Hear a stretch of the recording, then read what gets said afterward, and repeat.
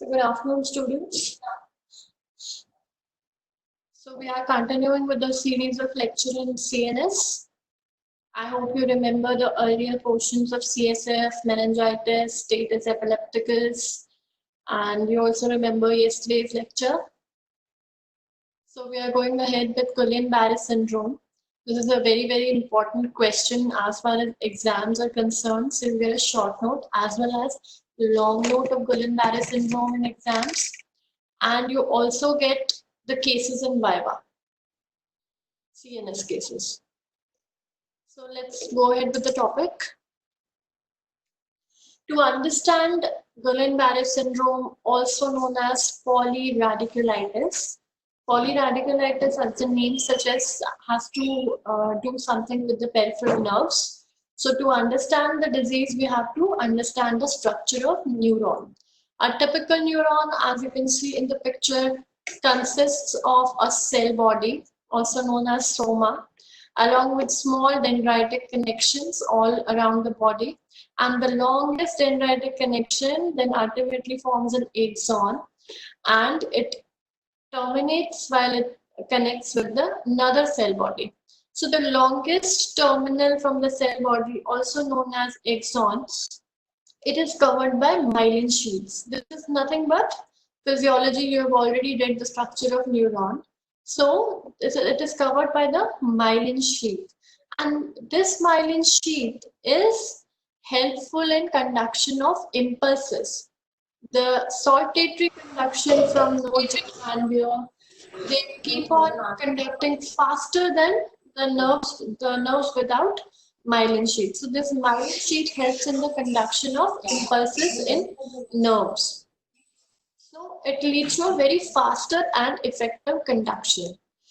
So this myelin sheath, the protein of myelin sheath Schwann cells is attacked by molecular mimicry in Guillain-Barré syndrome. So I hope you have understood this picture. This is node of Ranvier. This is axon, and it is covered by Schwann cells, also forming myelin sheath over the axons. So what are the axons? What are the nerve fibers which contain this myelin sheath? All the large nerve fibers, especially the motor nerve fibers, the nerves carrying motor information, and large sensory posterior column fibers, the ones which carry the sensations for vibration, the ones which carry sensation for proprioception, the ones which carry the sensation for fine touch. They are typically myelinated nerve fibers. So they tend to be affected more in Guillain-Barré syndrome. This is another diagram showing the picture of a neuron. So there is a cell body, soma, and an axon as an extension of cell body. It elongates, leads to the transfer of information to another cell body here by synapses. So this is axon. These are dendritic synapses. These are small dendrites, and this is nucleus of neuron. So this is myelin sheath. Sorry. This is myelin sheath, and this is node of Ranvier, and it leads to fastest saltatory conduction of impulses. Now, what is demyelination? So we have understood what is myelination. Myelination process, it completes by first year of life. So by the first year of life, myelination in all the required nerves is complete in the body of an infant. So what is a demyelinating disease? A demyelinating disease is any disease of nervous system in which the myelin sheath of neurons is damaged, as the name suggests itself. So this impairs the conduction of signals in affected nerves, causing impairment in sensation, movement, cognition, and other functions depending upon whichever nerve is involved. So this is a diagram showing myelin sheath being disrupted like this. So there is a distorted message or distorted impulse conduction. So this is a phenomenon of molecular mimicry. Usually Guillain-Barré syndrome is a result of molecular mimicry where a GI tract infection by most common bacteria like Campylobacter jejuni, it ensues, leads to diarrhea, leads to vomiting, and the infection subsides. But what happens inside the body? That the body generates antibodies. Antibodies against the bacteria Campylobacter jejuni, of which the primary infection has already been terminated. But the antibodies, they stay inside the body. Now, those antibodies the antibodies which are formed, they find myelin sheath somehow as their antigen. So there is a molecular mimicry between the myelin sheath ganglioside, the myelin sheath ganglioside, and the Campylobacter jejuni bacteria, which has already infected the person 4 or 5 weeks back. So those antibodies, they find myelin sheath as mimicking the bacteria. So they start attacking the myelin sheath ganglioside protein, and it leads to the disruption of myelin sheaths because of molecular mimicry. So this is a Campylobacter jejuni bacteria, which is presented, it is the antigen of bacteria which is presented by antigen presenting cells to CD4 cells of body, T lymphocytes. They signal B lymphocytes to produce antibodies. Plasma cell is formed, then antibodies are produced, and what they do is they attack the ganglioside of Schwann cells or myelin sheath, myelin producing proteins. So that leads to disruption of myelin sheath. So the attack with the bacteria, the diarrheal illness. So this is the process of molecular mimicry. So I hope you've understood till now. So what are gangliosides? Gangliosides are the complex glycosphingolipids. This you know from the knowledge of biochemistry already. One or more sialic acid residues. They are involved in cell-to-cell interactions, modulation of receptors, regulation of growth. They are seen in plasma membrane of cells. So these are the target of antibody-mediated attack because of the molecular mimicry. The body loses the self versus foreign recognition.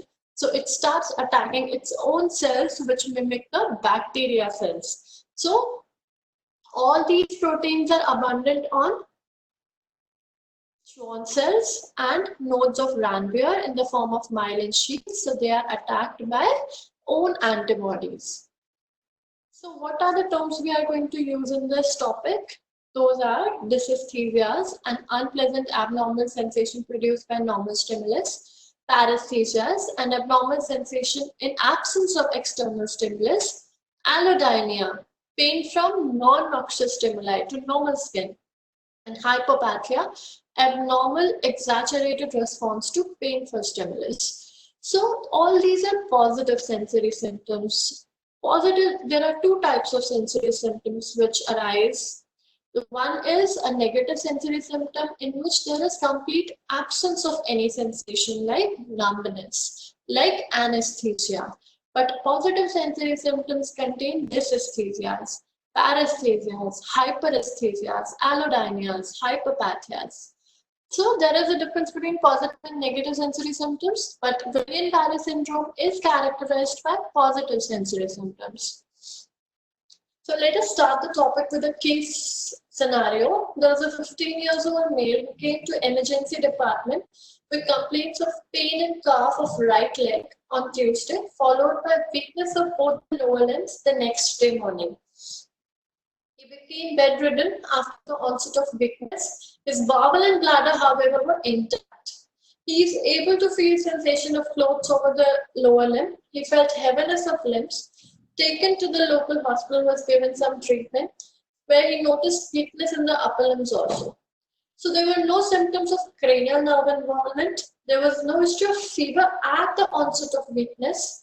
There was no recent immunization or no history of dog bite. There is no history of seizure episodes. So this rules out Todd's palsy. There is no similar complaint in the past. So this rules out hypokalemic periodic paralysis. There is no complaint of familial history. So it also rules out familial hypokalemic syndrome. Upon clinical examination, patient was conscious, oriented. There was no pallor, icterus, clubbing, lymphadenopathy, edema. General examination was unremarkable. There was no signs of postural hypotension. All the vitals were stable. The pulse was normal, respiratory rate was normal, and patient's single breath count was also normal. So, the patient was suffering from Guillain-Barré syndrome. So what other nervous system examination findings were found? His higher intellectual functions were intact. Cranial nerves were intact. Motor system shows hypotonia of all limbs. That denotes lower motor neuron type of palsy. Hypotonia denotes lower motor neuron type of palsy. Grade 3 by 5 power in upper limbs, grade 2 by 5 power in hip joint, knee joint, 0 by 5, and power across the ankle was also 0. So there was hyporeflexia. DTRs were absent. Deep tendon reflexes were absent. There was foot drop. Babinski is negative, again pointing towards lower motor neuron type of lesion. Then sensory system was almost intact, though he gave history of numb paresthesias and heaviness in limb. The sensory system was found to be intact by examiner. The gait stance was narrow-waist. Buckling of knees while walking. There was a waddling and high steppage gait occasionally, and other systems were normal. So the patient was found to have Guillain-Barré syndrome. So the important things to understand in this is an ascending sensory motor paralysis, motor more profound, sensory less profound, only involving the posterior column sensations. Then it is rapidly progressive. It is rapidly progressive from distal to proximal. It leads to involvement of lower limbs first, ascending upwards in the glove and stocking pattern, then involving bilateral upper limbs, and then eventually in 10% of cases, the patient might also go into respiratory muscle paralysis and arrest. So, acute onset sensory motor paralysis without cranial nerve involvement in typical GBS cases. I'll explain to you the exceptions also.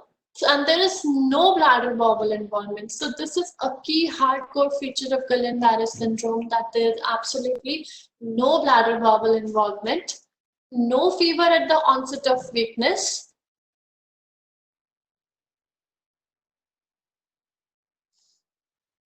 no fever at the onset of weakness, and the patient is absolutely conscious oriented. Are you able to follow? Yes or no? Are you able to follow what I'm telling you? No. Yes? Okay. So we'll go ahead. So, the other names of Guillain-Barré syndrome are Landry's ascending paralysis, acute inflammatory demyelinating polyneuropathy. So polyneuropathy, when the term comes, it itself becomes a lower motor neuron type of lesion. There is absolutely no involvement of central nervous system, brain or spinal cord. It is the disease of peripheral nerves, demyelinating nerves. So acute inflammatory demyelinating polyneuropathy, another name for GBS, AIDP, acute idiopathic polyradicular neuritis, acute idiopathic polyneuritis, French polio, Landry-Guillain-Barré syndrome. So all these are names given to Guillain-Barré syndrome. So acute, frequently severe and fulminant polyradicular neuropathy is autoimmune in nature.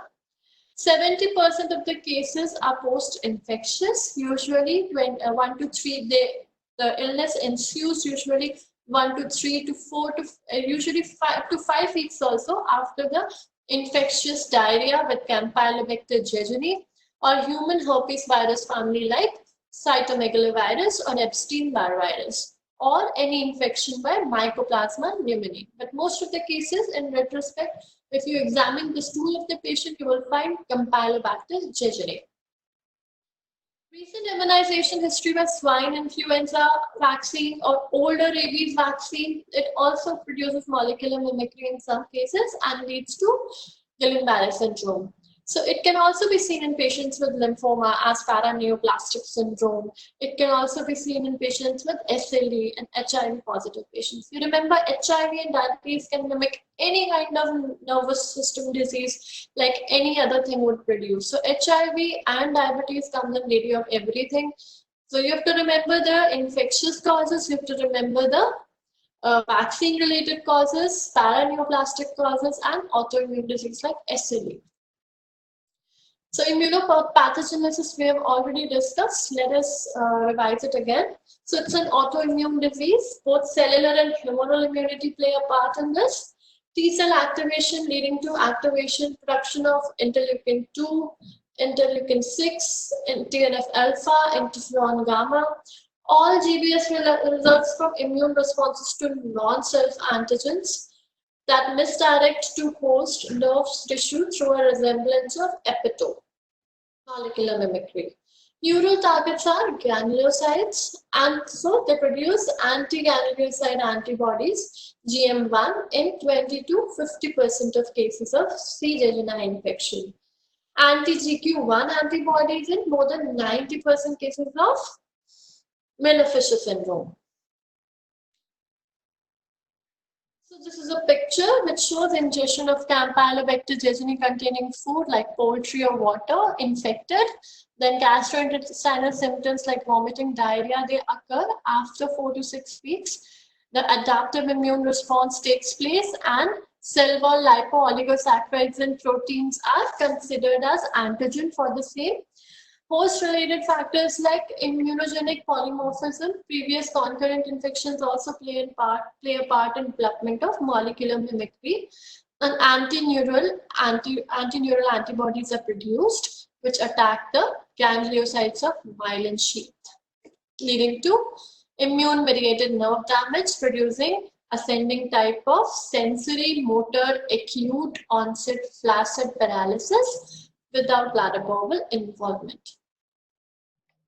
So GM1 on nerve nodes of Renvier, then production of anti-GV1 antibody is a part of molecular mimicry.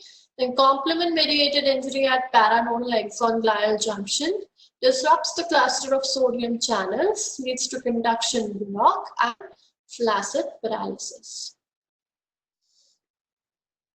This is again showing the same thing. Now, AITP, the adults are affected more than children. There is almost always a rapid recovery with acute onset, the peak reaching up to 2 weeks, and then it starts showing a plateau phase up to 4 weeks. And usually the patient recovers post the fourth week of illness unless he succumbs to some respiratory paralysis. Then it becomes fatal. So there is rapid recovery. And anti-GM1 antibodies are positive in 50% of cases. Demyelinating type of illness. First attack on Schwann cell surface. There is widespread myelin damage. There is lymphocyte infiltration and variable secondary axonal damage. Now, what are the variants of Guillain-Barré syndrome? A typical Guillain-Barré syndrome is what? In which the myelin sheath is affected. Now, there are other uncommon variants of Guillain-Barré syndrome like Aman, Asman, and Miller-Fisher variant. So, Aman is acute motor axonal neuropathy. So, what you should point out here is the term axonal. Till now, we were discussing the demyelinating type of illness, the surface of axon, which was covered by Schwann cells, it was getting attacked. But here in the uncommon variant, you have axonal involvement also. This is acute motor axonal neuropathic variant of GBS, in which the children and young adults are affected equally. Recovery is again rapid, but the type of antibodies which are found in the blood are different. So in this case, anti-GD1A antibodies, anti-GM1, anti-GM1B antibodies are found in the patient. The attack is axonal type. How can you identify which type of neuropathy is this? First, with the Nerve conduction study. You can order a nerve conduction study, which will give you an idea of is this an axonal type or a demyelinating type of neuropathy. So first attack is always on nodes of ganglia, then macrophage activation occurs, and later on axonal damage ensues. Another variant is acute motor sensory axonal neuropathy, in which the adults are mostly affected. It is very uncommon. So the key word here is there was AMAN, acute motor axonal neuropathy. This is ASMAN. This is acute sensory motor neuropathy. So this is uncommon. The recovery is slow, often incomplete, closely related to AMAN. Axonal type pathophysiology is similar to AMAN variant and also affects sensory nerves and roots. Usually axonal damage is very severe. So all these types you differentiate on nerve conduction study. NCV. Now Miller-Fisher variant. Miller-Fisher is very uncommon variant of Guillain-Barré syndrome, found only in 5% of cases. It usually affects the cranial nerves. Miller-Fisher variant affects cranial nerve and it tends to produce bilateral facial nerve palsies, bilateral complete ophthalmoplegias, bilateral sensory neural hearing loss, bilateral flaccid paralysis of jaw.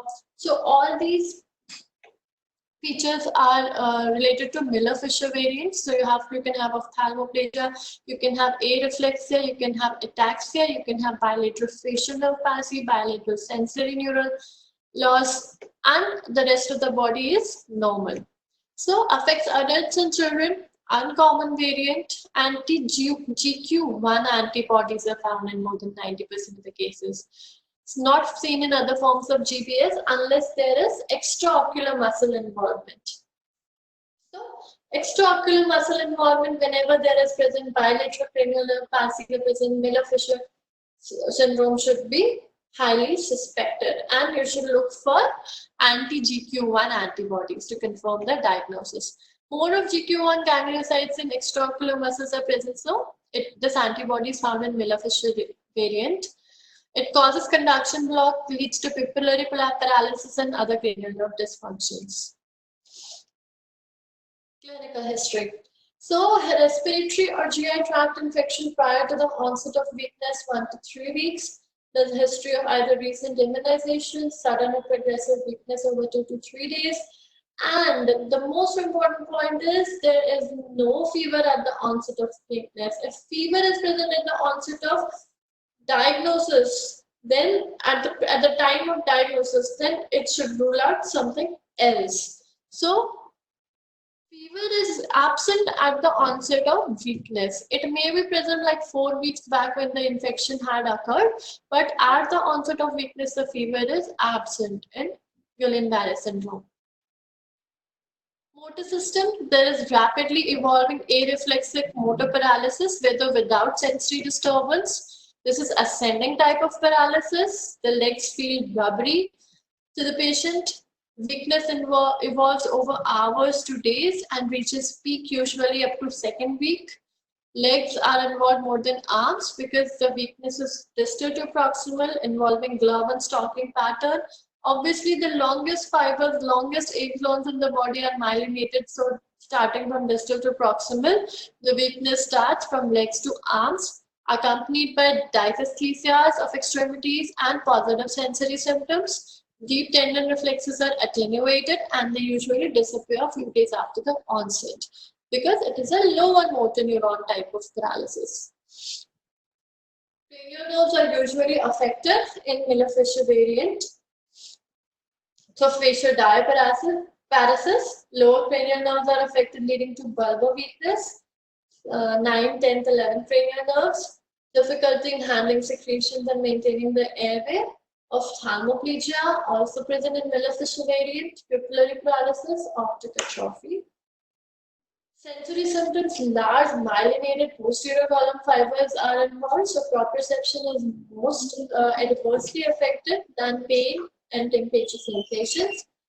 Bladder bowel involvement is usually absent, but in very severe 10% of cases, that is not for you to remember. For you to remember at undergraduate level is bladder bowel involvement is not present in GBS.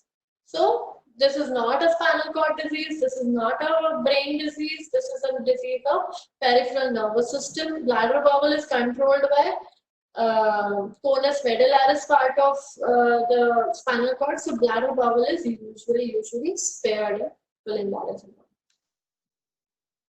Deep aching pain may be present previously on the previous day in the vacant muscles. Positive sensory symptoms may be present initially at the onset, neck, shoulder, back, and diffuse spine pain is present.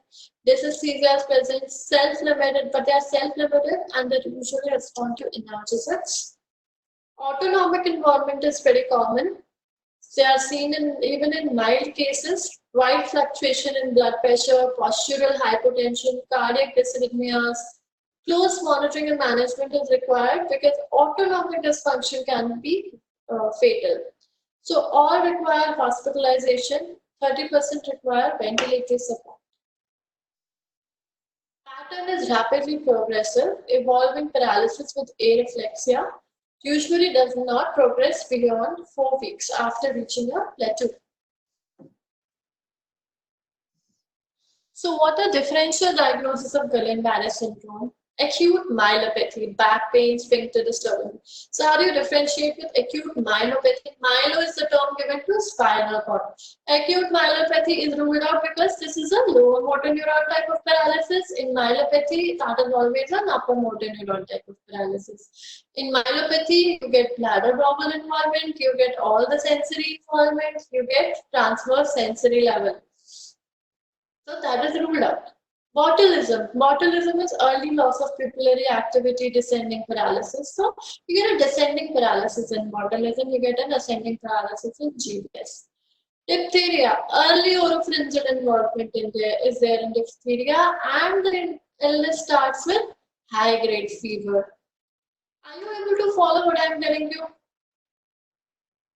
Are you able to follow, students? Yes, ma'am.